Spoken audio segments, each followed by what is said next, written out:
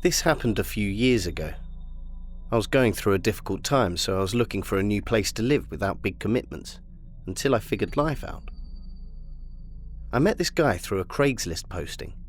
He said he had an apartment and was looking for a roommate.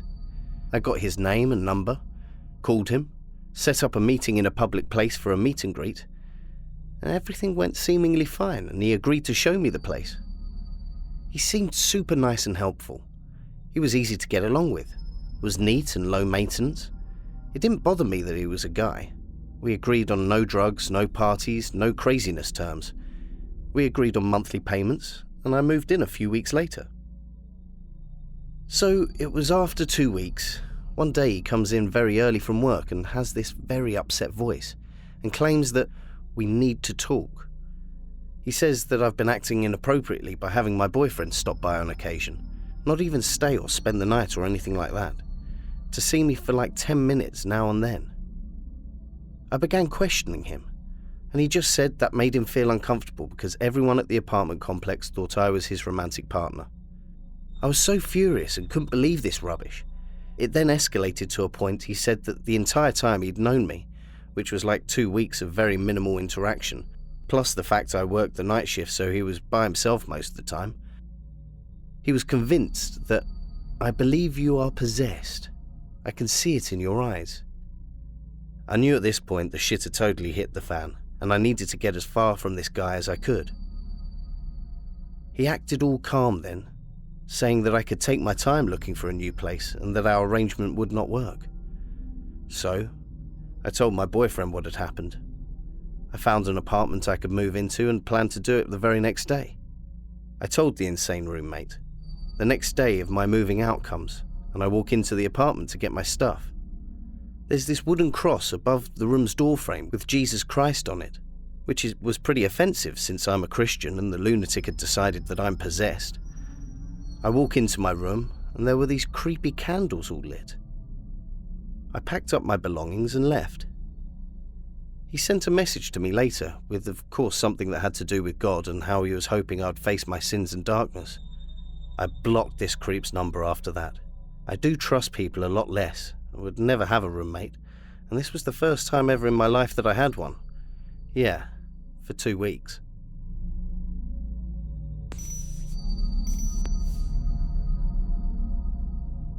In early 2014, I was 18 years old and started browsing the world of Craigslist. I responded to an ad in the personal section and started texting this woman. Now, being 18 and unfamiliar with how Craigslist works, I didn't see an issue with her meeting up at a red roof.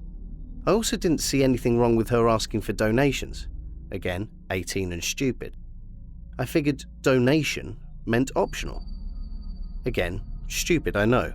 But just to be clear, she never gave me a price, and nor did I tell her I had money for her. So, I set up a time to meet her. I left my house to head to my GED class as usual, and walked to Red Roof instead. It was pouring rain, and it was warm out, so by the time I got there I was pretty drenched and sweaty. I knocked on the room door she was in, and she answered. Her attire should have alerted me, but let's say it again, 18 and stupid. She invited me in and I asked to use the shower quick. So I get undressed in the bathroom and hop in the shower.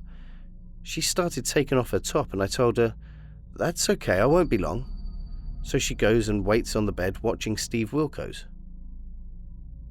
I get out of the shower and wrap a towel around my waist. I came out of the bathroom, randy as a dog, looked at her and asked if she was ready. She sprawled out on the bed and says, "Donations are due up front." At this point, all the red flags that should have gone off did as I realized the situation I was in. My face dropped as I faced the TV. I nervously told her I didn't have any money. She got up and started screaming at me and threw my clothes and bag at me. I got dressed and actually apologized for wasting her time. So I leave her room and start heading back to my GED class. Before I was out of the parking lot, a guy in a green punch bug calls me over to him. I tried to ignore him and walk past until he shouted to get my attention. So I walk up to the driver's side of the guy's car and he starts talking to me. Now, this guy looked sketchy, and I just figured he was the woman's pimp. So, he's talking to me with his left arm up on his door and his right arm down at his side, holding a pistol. At this point, I'm almost certain I'm going to get shot. He says to me, "So why would you come here knowing you don't have any money?" I explained as calmly as I could that I wasn't aware of the situation. This guy pulls his arm up a little to show me his gun and says, "I have messages between you and her saying you had money for her." Now, like I said earlier, I never told this woman I had any money. So this guy decides to lower his gun and says to me, "You're lucky you came to one of my girls. Other girls would have stabbed you with a broken crack pipe. I see you're pretty young, so I'll let you off with a warning this time." He then motioned me to be on my way. But you bet your ass I kept looking back to make sure I wasn't about to get shot from behind. Obviously, I never met up with anybody from Craigslist again.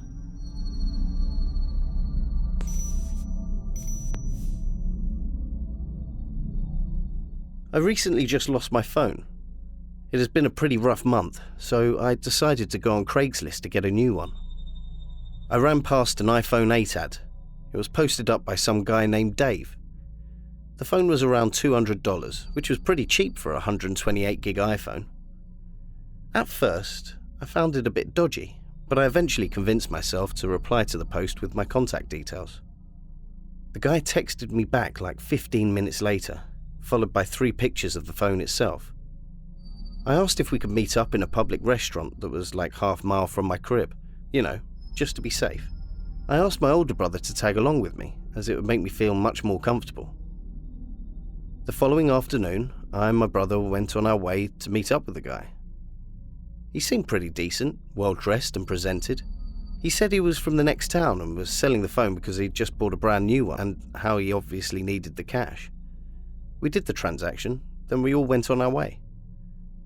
The story doesn't end there, though. A few days later, I'm at home minding my own business when I heard what sounded like 2 small stones hitting my bedroom window. I looked out of my window to see there was no one there. I thought it was just my older brother goofing around as usual, so I kind of brushed it off.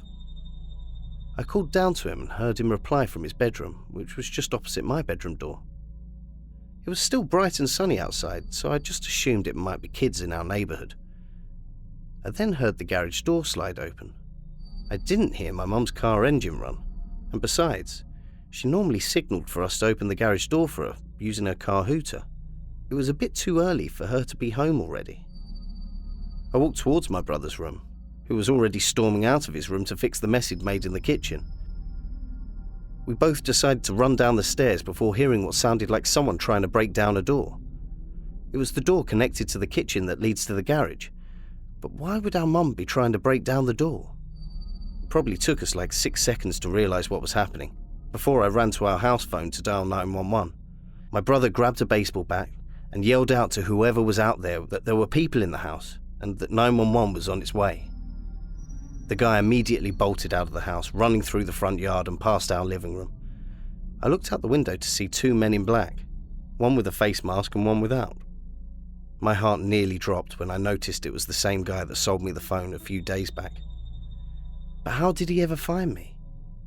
I remember ensuring that no one was following us back home that day. The cops arrived 4 minutes later, followed by my mum. We told them everything and even gave the contact information used to communicate with the guy on the day of the exchange, including the phone. Turns out the phone was used to get my location through Find My Phone. It was never confirmed if the phone was stolen or not, but I later destroyed it and went to buy a new one a month and a half later. I haven't used Craigslist ever since.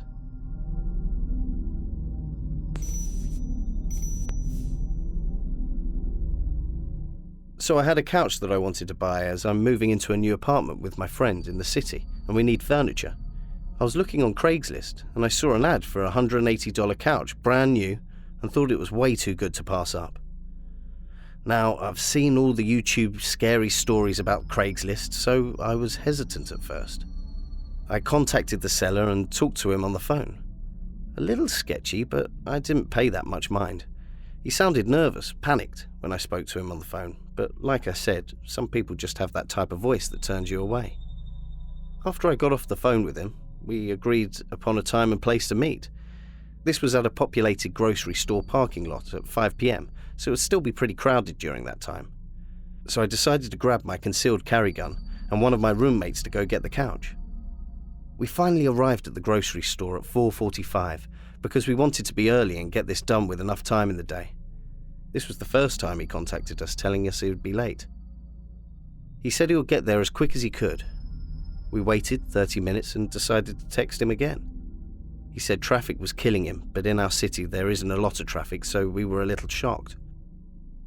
The next text came 15 minutes later, when he said he'll be there in 45 minutes. By then it would have been 7 PM or something, so we decided to get some fast food while we wait. We come back to see a sketch truck with an old-looking couch in the back tied with ropes.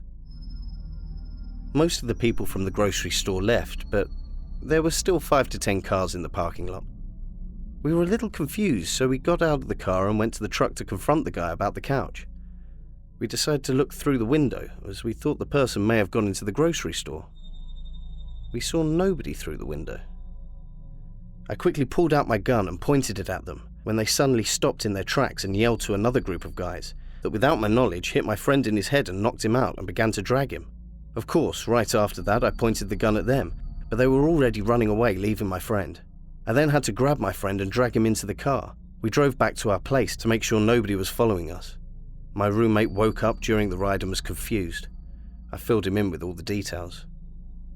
Nothing has progressed in this encounter other than the guy's account being deleted by the seller. If you have any advice to give, please do, as I have no idea what to do. Just remember, if you ever buy something off Craigslist, be sure to bring a friend. Thank you for watching this video. If you want to support this channel, we have a link in the description for that. Don't forget to give a subscribe, a like, and press the bell to get notifications. Tell us your thoughts in the comments section. You can also send us your real or fictional horror stories.